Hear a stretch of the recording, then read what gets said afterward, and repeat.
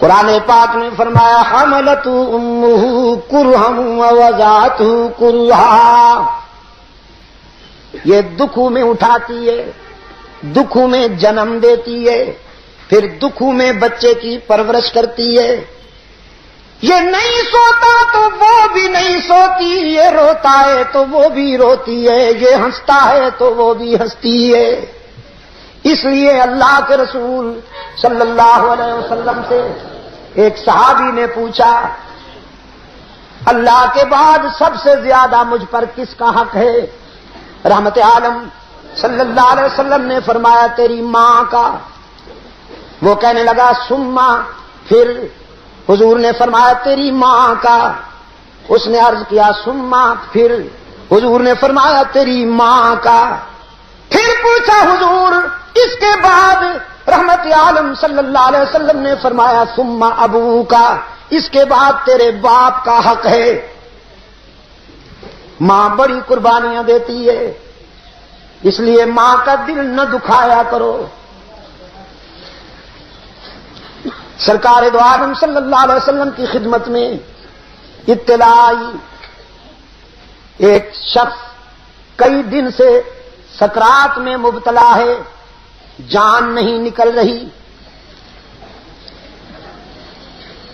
بہت قرآن کریم تلاوت ہوا، دعائیں مانگی گئیں، لیکن اس کی مشکل حل نہیں ہوتی۔ رحمت عالم صلی اللہ علیہ وسلم نے فرمایا اس کی والدین زندہ ہیں یا نہیں؟ بتایا گیا حضور اس کی ماں زندہ ہے۔ رحمت عالم صلی اللہ علیہ وسلم نے فرمایا اس کی ماں سے کہو میں تجھ سے ملنا چاہتا ہوں، اگر آ سکتی ہو تو آ جاؤ ورنہ میں آؤں گا۔ وہ بوڑھی ضعیفہ رحمت عالم صلی اللہ علیہ وسلم کا پیغام سنتی ہے، کہنے لگی چل تو نہیں سکتی لیکن اللہ کے محبوب کے پاس ضرور جاؤں گی۔ لکڑی کے سہارے آئی، رحمت عالم صلی اللہ علیہ وسلم نے فرمایا تیرا بیٹا کئی دن سے سکرات میں مبتلا ہے، تیرا کیا خیال ہے اپنے بیٹے کے متعلق؟ کہنے لگی بڑا نمازی تھا، اللہ کے رسول بڑا نمازی تھا، قرآن بھی پڑھتا تھا، روزے بھی رکھتا تھا، حج بھی کیا، زکوٰۃ بھی دیتا تھا، جہاد میں بھی حصہ لیتا تھا، بہت نیک تھا۔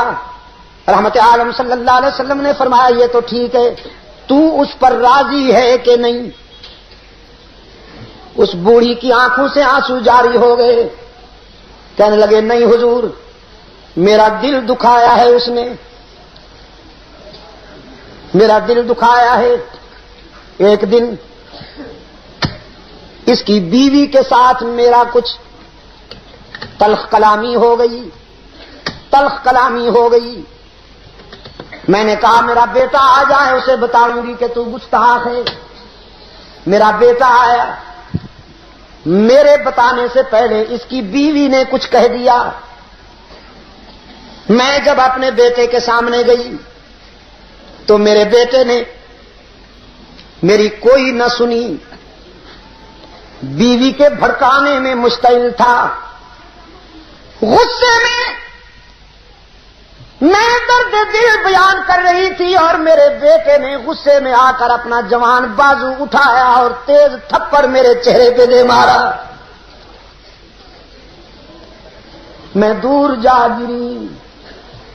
میں نے کہا بیٹا میں نے تو تیری ترقی کے لیے رات کی تنہائیوں میں دعا کی تھی، تیرے بچپن میں خود بھوکی رہتی تھی، تجھے کھلاتی تھی، جو تجھ سے جھگڑتا تھا میں اس سے لڑ جاتی تھی، تیرے دوستوں کو اپنا دوست سمجھتی تھی، تیرے دشمنوں کو اپنا دشمن سمجھتی تھی۔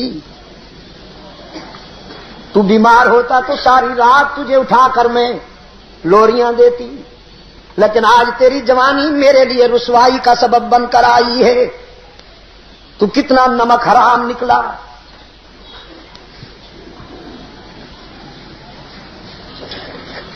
سرکار دو عالم صلی اللہ علیہ وسلم کی آنکھوں میں آنسو آ گئے۔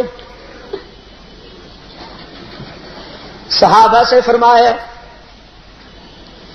لکڑیاں جمع کرو، آگ بھڑکاؤ،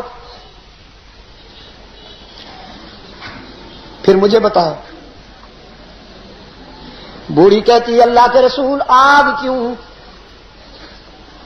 رحمت عالم صلی اللہ علیہ وسلم نے فرمایا ہم اس میں اس نمک حرام کو ڈالیں گے۔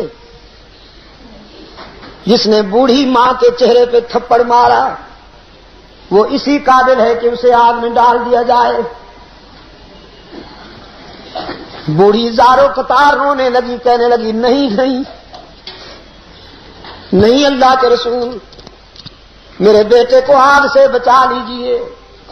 رحمت عالم صلی اللہ علیہ وسلم نے فرمایا تو اس آگ سے گھبرا گئی ہے، آخرت کی آگ تو اس سے بھی زیادہ اذیتناک ہے۔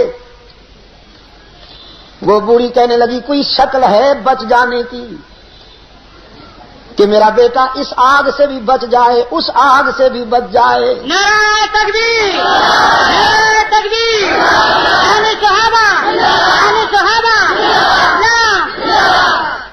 سرکار دو عالم صلی اللہ علیہ وسلم نے فرمایا بس ایک صورت ہے کہ تو اسے معاف کر دے۔ چیخ کر وہ بوڑھی کہنے لگی اللہ کے رسول آپ بھی گواہ بن جائیے، میرا رب بھی گواہ ہو جائے، میں نے اپنے بیٹے کو دنیا میں بھی معاف کر دیا، آخرت میں بھی معاف کر دیا۔ یہاں اس نے معافی کا اعلان کیا، وہاں اس کی مشکل حل ہو گئی، کلمہ شہادت پڑھتے ہوئے دنیا سے روانہ ہو گیا۔ کل کے روشن ضمیروں، میرے عزیز نوجوانوں، چاہے کچھ ہو جائے کبھی ماں کا دل نہ دکھایا کرو۔